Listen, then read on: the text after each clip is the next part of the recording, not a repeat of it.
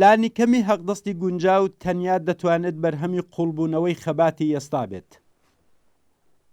لە کۆتایی ڕەشەمە نزیک دەبینەوە و باسی لانیکەمی حەقدەستی ساڵی 1401 داغا بەناو چالاکانێکە لە شوراکانی ئیسلامی کار خانەی کاریگەر و هاوشێوەکانیدا جێگیر بوون هەروەک ساڵانی ڕابردوو بەستێنەکان بۆ داسەپاندنی لانیکەمی حەقدەستی چەند قاچژێری هێڵهەژاری لە ناو کرێکاراندا ئامادە دەکەن. هەندێک لە چالاکانی ئەم بەرەیە باز لە لانیکەمی حەقدەستی مانگانەی 6 و هەندێک جار 9 میلیۆن تمەن دەکەن. هەندێکشیان بۆ خاوەنکاران دڵ دەسووتێن و ئەوان لە دانی حەقدەستی لەسەرێ بێتوانانیشان دەدەن. ئەوان وەبیر کرێکارانی دێنەوە کە چاوەڕوانی زیادیان نەبێت و ئەگینا خاوەنکاران ناچار بە دەرکردنی هێزی کار دەبن و یان تەنانەت ناوەندەکانی کار دەخەوێنن. هەندێک دەڵێن ئەگەر نەتوانن لانیکەمی حەقدەستی گونجاو بەسەر دەوڵەت و خاوەنکاراندا بسەپێنن دەکرێت بردنەسەرەوەی ئاستی خزمەت گوزاریەکانی وەک حەقی ئەولاد، مەسکەن، ناچارکردنی خاوەنکار بە قبوڵی کاری سەخت و زیانبارەکان و خزمەت گوزاری هاوشێوە بەسەریاندا بسەپێنن. لە گشت دەلیلە ئامیانەکانی سەرەوەدا جۆرێک فریوکاری تێدا شاراوەیە. یەکەم کرێکاران و ڕێکخراوە سەربەخۆکانی ئێستا نەک لانیکەمی حەقدەستی مانگانی 9 میلیۆن تمەن بەڵکو لانیکەم حەقدەستی مانگانی 16 میلیۆن تمەنیان داوا کردووە تا بە پێی چوونەسەرەوەی تەوەڕۆم لە ساڵی داهاتوودا زیاد بکرێت.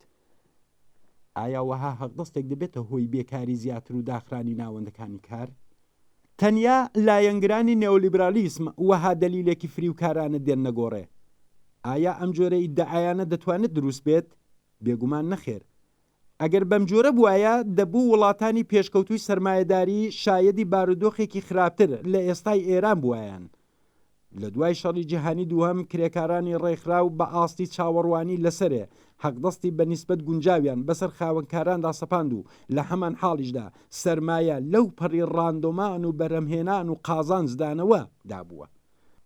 ئەگەر حەقدەستی گونجاو دەبێتە هۆی لاوازبوونی بواری ئابووری کەوابوو حەقدەستی مەمرە و مەژێ لە وڵاتانی وەک ئێران سەرڕای هەر گەمارۆیەک و بە کەڵە وەرگرتن لە بەناو ئابووری مقاومەتی دەبوو ڕەونەقی بە دوای خۆی داهێنابووایە.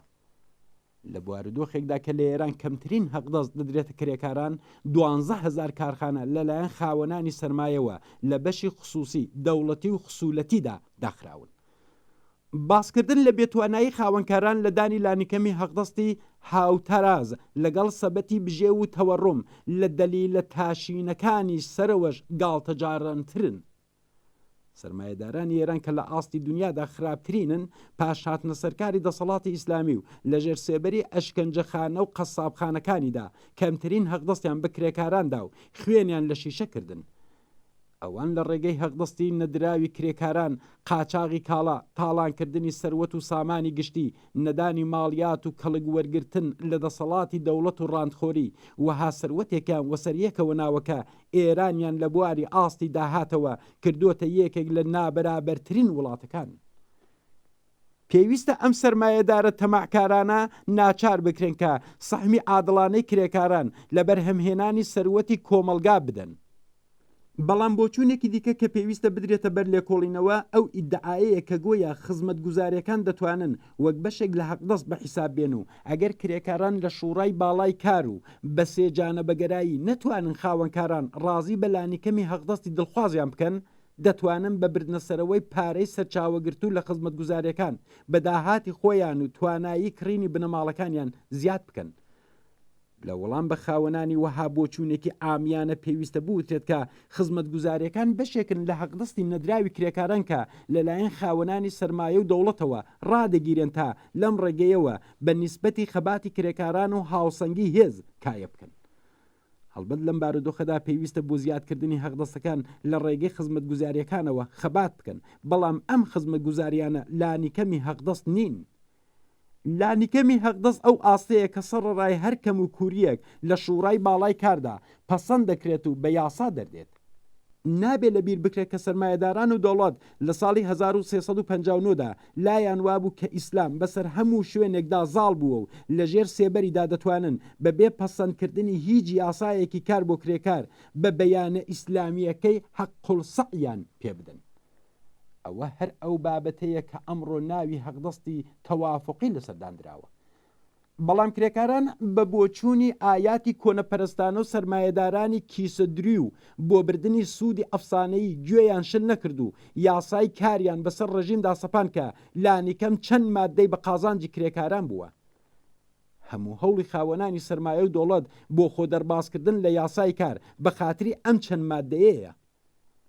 ئەوان بەکردەوە بە نەدانی خزمەتگوزاری بە کرێکارانی بە تایبەت ناشارەزا، کرێکارانی ناوچە ئازاد و تایبەتەکان و ژنانی بێگرێبەست تا ئاستێک بە ئامانجی خۆیان گەیشتون. پێویستە تاکید بکرێت کە کرێکاران مەجبور نین کە بە کولتوری سەرچاوەگرت و لە قازانجی سەرمایە و سەرمایەداران دەست بدەنە دەلیل هێنانەوە. سەرمایەداران بۆ قازانجکردنیان لە هەر ئاستێکدا و بۆ پاراستنی دەسەڵاتی سیاسی و کۆمەڵایەتی ناچارن سەرمایەکانیان بەکاربێنن. ئەوان تەنیا بۆ ماوەیەکی سنووردار دەتوانن خۆ لە سەرمایە گوزاری ببێرن. کەوابوو کرێکاران بۆ ڕزگاری لە نەهامەتیەکانی سەرمایە و دەسەڵاتە خزمەتگوزارەکانیان ئەرکدارن و لە بارودۆخی گونجاودا دەتوانن سەرمایەداران ناچار بکەن تا حەقدەستی گونجاو بە کرێکارانی ژن و پیاو بدەن.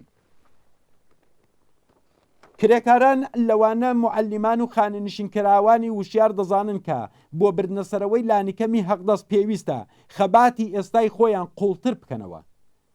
ئەوان بە خەباتی ڕوو لە گەشەی چەند ساڵی ڕابردوو خۆیان هاوسەنگیەکی هێزی باشتریان بەسەر دەسەڵات و خاوەنکاراندا سەپاندووە و لەم ڕێگەیەوە دەتوانن لانیکەمی حەقدەستی گونجاو بەسەر خاوەنانی سەرمایەدا بسەپێنن.